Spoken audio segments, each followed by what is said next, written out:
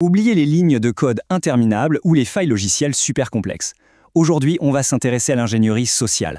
C'est l'art de pirater non pas les ordinateurs, mais les humains, en exploitant une chose qu'on a tous en commun, notre psychologie.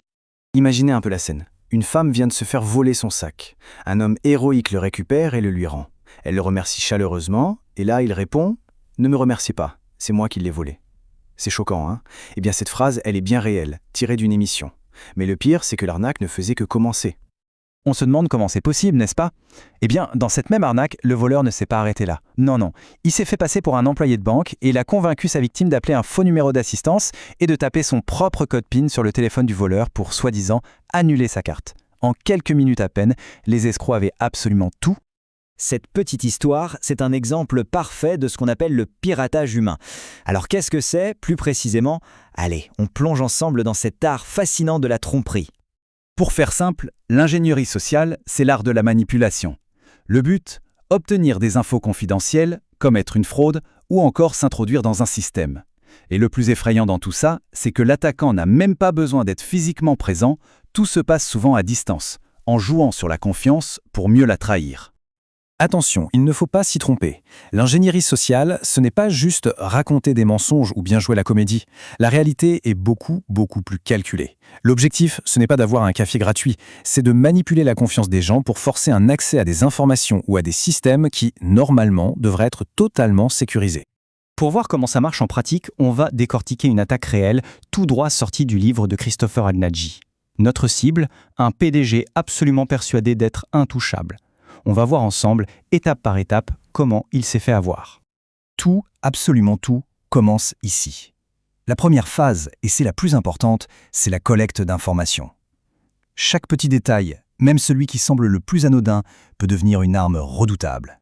Regardez un peu comment des infos publiques qui n'ont l'air de rien sont assemblées. L'attaquant y découvre le surnom du PDG, Chuck, simplement en testant des adresses e-mail. Il trouve confirmation dans les métadonnées de fichiers publics de l'entreprise. Un simple coup de fil à la compta lui permet de connaître son œuvre de charité favorite. Petit à petit, chaque information devient une pièce maîtresse du puzzle. Et c'est ça le principe fondamental de l'ingénieur social. Pour lui, aucune information n'est jamais utile. Un simple surnom, une œuvre de charité, ça peut être la clé qui va ouvrir toutes les portes. Bon, maintenant que l'attaquant a toutes ces informations, qu'est-ce qu'il en fait? On passe à la deuxième phase, la création du prétexte, c'est-à-dire une histoire crédible qui va justifier le contact avec la cible. L'attaquant ne va pas appeler en parlant de sécurité informatique ou en demandant un mot de passe, bien sûr que non. Il appelle au sujet d'une collecte de fonds contre le cancer infantile. Le sujet qui, il le sait, touche personnellement le PDG. Instantanément, l'appel paraît non seulement légitime, mais en plus bienveillant. Et ça nous amène à un principe absolument essentiel. Pas besoin de scénario compliqué, digne d'un film. Une histoire simple, directe et surtout qui parle à la cible est beaucoup plus efficace. En ingénierie sociale, la simplicité, c'est la clé de la crédibilité. On arrive maintenant à la phase finale, l'exécution de l'attaque. C'est là que l'attaquant va utiliser des leviers psychologiques très précis pour amener la cible à faire exactement ce qu'il attend d'elle. Alors, l'attaquant déroule son plan. D'abord, il utilise le surnom Chuck pour créer une sorte de fausse familiarité. Ensuite, il flatte son ego en le félicitant pour sa générosité passée. Et enfin, il crée un sentiment d'obligation en lui offrant un ticket de tombola en échange de son don. Étape par étape, les barrières de méfiance du PDG tombent les unes après les autres. Et voici le coup de grâce. Persuadé d'aider une bonne cause, le PDG ouvre le fameux PDF qui est censé confirmer sa participation à la tombola. Mais en réalité, ce fichier contient un logiciel malveillant. En un seul clic, l'attaquant a désormais un accès total à tout le réseau de l'entreprise. Mission accomplie. L'impact de ce genre d'attaque est loin d'être anodin. Ce chiffre, 15 milliards de dollars, c'est la perte annuelle estimée pour les entreprises américaines juste à cause du vol par les employés, une catégorie où l'ingénierie sociale joue un rôle énorme. L'enjeu financier est tout simplement colossal.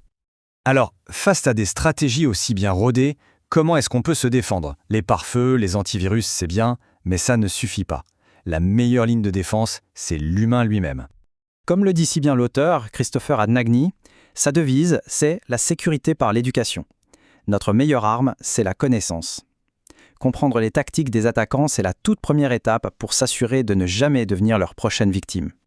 Concrètement, ça veut dire quoi? Ça veut dire qu'il faut apprendre à reconnaître ces tentatives de manipulation. Ça veut dire aussi créer une culture d'entreprise où la sécurité, c'est l'affaire de tous. Il faut être conscient que chaque information, même la plus petite, a de la valeur.